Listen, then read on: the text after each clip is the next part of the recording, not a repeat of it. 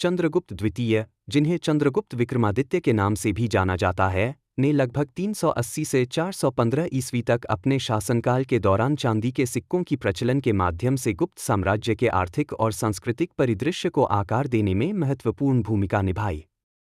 पश्चिमी क्षत्रपों पर उनकी विजय, विशेष रूप से गुजरात और मालवा जैसे क्षेत्रों में, इस विकास में महत्वपूर्ण रही। शकाओं को हराकर चंद्रगुप्त द्वितीय ने प्रमुख व्यापार मार्गों और आर्थिक केंद्रों पर नियंत्रण प्राप्त किया। उनकी एक महत्वपूर्ण उपलब्धि पश्चिमी क्षत्रपों की चांदी की मुद्रा प्रणाली को अपनाना और उसे बढ़ाना था।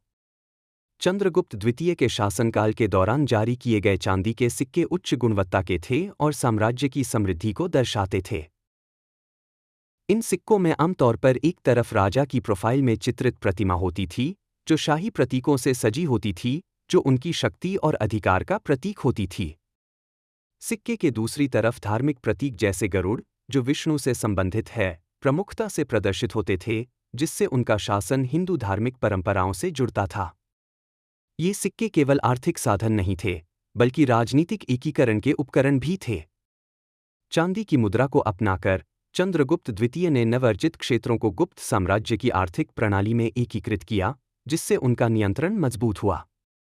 इन सिक्कों का व्यापक प्रचलन साम्राज्य के भीतर और विदेशी क्षेत्रों के साथ व्यापार को सुगम बनाता था, जिससे आर्थिक वृद्धि हुई। चंद्रगुप्त द्वितीय की चांदी की मुद्रा ने साम्राज्य भर में मौद्रिक प्रणाली को मानकीकृत करने में भी मदद की, जिससे गुप्त साम्राज्य की समग्र स्थिरता और प्रमुखता में योगदान हुआ। ये सिक्के न केवल धन का प्रतीक थे, बल्कि गुप्त वंश की सांस्कृतिक और धार्मिक भावना का भी प्रतिनिधित्व करते थे, जो उस युग की कलात्मक परिपक्वता और आर्थिक शक्ति को दर्शाते थे।